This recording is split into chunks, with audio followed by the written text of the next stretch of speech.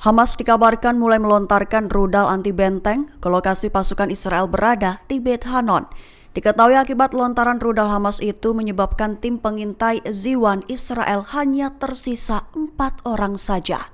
Mengutip Palestine Chronicle pada 15 Januari, kabar itu diutarakan oleh media Israel Channel 12 pada 14 Januari 2025. Perlu diketahui wilayah Beit Hanon di jalur Gaza kembali menjadi medan tempur antara Israel dengan Hamas. Terkini dilaporkan bahwa sebagian besar tim pengintai Ziwan dari Brigade Nahal tewas lantaran menerima serangan rudal anti-benteng dari Hamas. Penyergapan disengaja itu menimbulkan ledakan dahsyat, menewaskan 5 tentara dan 8 lainnya terluka parah. Sehingga dari total 17 anggota, 13 diantaranya dinyatakan menjadi korban dan kini hanya tersisa 4 orang saja. Dengan begitu muncul laporan di mana Israel akan mulai merombak barisan pasukannya secara darurat buntut banyaknya korban di antara pasukannya. Perwira militer Israel mengakui bahwa komando lokal Hamas masih beroperasi. Pihaknya menilai bahwa taktik gerilya yang dipakai Hamas berhasil dilakukan di jalur Gaza. Mengutip Tribun News pada 15 Januari, kabar itu diutarakan oleh seorang perwira militer Israel yang tidak disebutkan namanya baru-baru ini dalam laporan Anadolu. Awalnya ia menyatakan bahwa Beit Hanon telah dibombardir secara besar-besaran dan mengakibatkan hancurnya sebagian besar wilayah. Ibasnya seorang tentara tewas dan yang lainnya terluka dalam serangan awal. Namun kini jumlah korban tewas warga Israel di Beit Hanon disebutnya tidak terbayangkan. Laporan itu mencatat bahwa militer sekarang mengakui bahwa jaringan komando lokal Hamas tetap beroperasi, serta diakuinya bahwa para komandannya masih dapat mengeluarkan perintah penyerangan. Selain itu, Hamas dilaporkan telah menggunakan taktik perang gerilya dengan unit-unit kecil menghindari pasukan Israel dan melancarkan serangan. Bahkan Israel Hayom melaporkan bahwa taktik itu dinilai sering berhasil. Jelang gencatan senjata yang menemui titik akhir, Israel justru melakukan serangan skala besar yang disebut belum pernah terjadi sebelumnya. Bahkan eskalasi serangan udara dan pemboman meningkat hingga disebut menjadi satu malam berdarah bak neraka di jalur Gaza. Mengutip Palestine Chronicle pada 15 Januari, kabar itu diutarakan oleh beberapa aktivis di media sosial pada 14 Januari 2025 kemarin. Satu di antaranya adalah Tamer. Ia menyatakan bahwa seperti perang-perang sebelumnya ketika gencatan senjata sudah dekat, neraka dilepaskan di hari-hari terakhir perang, di mana pasukan pendudukan Israel mencoba membunuh sebanyak mungkin orang sebelum mengakhiri operasinya. Selain itu, Bashar Abu Zakari menyatakan bahwa dalam suasana yang menyerupai neraka, tadi malam 14 Januari merupakan satu malam paling berdarah dan paling sulit bagi jalur Gaza, lantaran eskalasi serangan udara dan pemboman Israel yang belum pernah terjadi sebelumnya. Dikatakan oleh Zakari bahwa serangan pasukan Israel itu bertujuan untuk menyebabkan kerusakan, bahkan pertumpahan darah sebanyak mungkin sebelum perjanjian gencatan senjata segera tercapai di Gaza. Angkatan bersenjata Yaman telah meluncurkan serangan ketiga dalam kurun waktu 12 jam.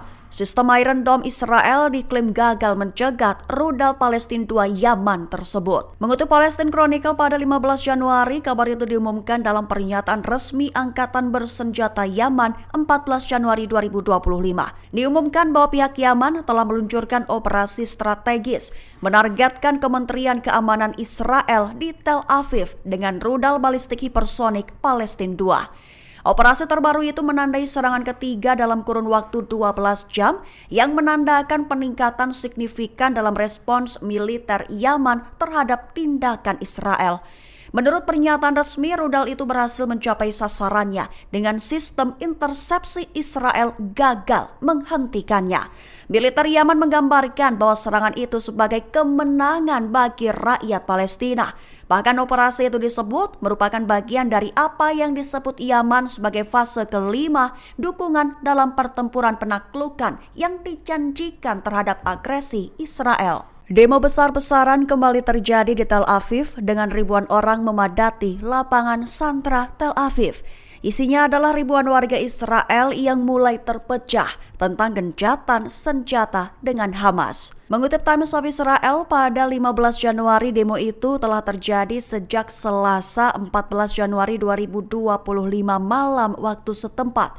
Mereka menyuarakan aspirasi terkait gencatan senjata dan kesepakatan penyanderaan dengan Hamas di Gaza. Terpecah antara ribuan orang yang berunjuk rasa untuk mendukungnya dan ratusan orang lainnya mengecam lantaran perjanjian gencatan itu dianggap akan menciptakan bahaya serius di masa mendatang bagi Israel. Banyak pejabat mengatakan dalam minggu ini bahwa kesepakatan untuk mengakhiri perang selama 15 bulan sudah dekat, dengan 33 sandera akan dibebaskan pada tahap pertama. Lalu saat 42 hari sebagai imbalan atas penarikan sebagian pasukan Israel dan pembebasan ratusan tahanan keamanan Palestina. Termasuk lebih dari 150 pejuang yang menjalani hukuman penjara berat karena membunuh warga Israel. Kesepakatan 3 tahap itu direncanakan akan berhasil mengamankan pembebasan seluruh 98 sandera, juga mengakhiri perang dan membangun kembali Gaza dengan mekanisme keamanan untuk Israel. Tahanan Palestina ungkapkan kengerian berada di penjara Israel. Mengutip Palestine Chronicle pada 15 Januari, kabar itu diutarakan oleh pengacara dari Asosiasi Al-Damer untuk Hak Asasi Manusia beberapa waktu ini setelah kunjungannya pada 8 Januari lalu. Pihaknya mengungkap rincian mengerikan tentang penyiksaan sistematis dan perlakuan tidak manusiawi terhadap para tahanan.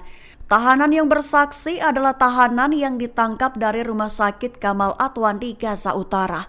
Secara keseluruhan, para tahanan dipaksa menelanjangi diri, ditutup matanya, dan diborgol sebelum menjadi sasaran serangan fisik yang disebut parah. Selain itu, mereka ditempatkan di lubang besar dan diyakinkan bahwa mereka akan dikubur hidup-hidup. Serta mereka juga dipaksa naik ke truk dengan cara yang memalukan, di mana pemukulan dengan tongkat dan bentuk-bentuk penyiksaan lainnya terus berlanjut.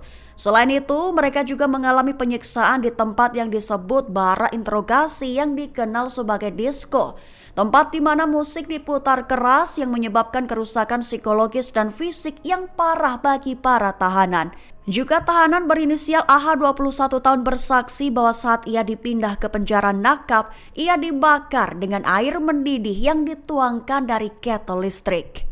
Pasukan IDF dilaporkan telah bersiap mundur dari medan tempur jalur Gaza. Tak hanya itu, juga dari rute Netzarim dan Philadelphia, tepat setelah perjanjian gencatan senjata pertukaran tahanan ditandatangani. Mengutip Al-Mayadin pada 15 Januari, kabar itu menurut kabar dari media Israel oleh Itai Blumenthal pada Selasa 14 Januari 2025. Pihaknya melaporkan persiapan dari militer Israel dalam mengantisipasi penarikan pasukannya dari jalur Gaza, menyusul penilaian situasi yang dilakukan selama 24 jam terakhir oleh Komando Selatan.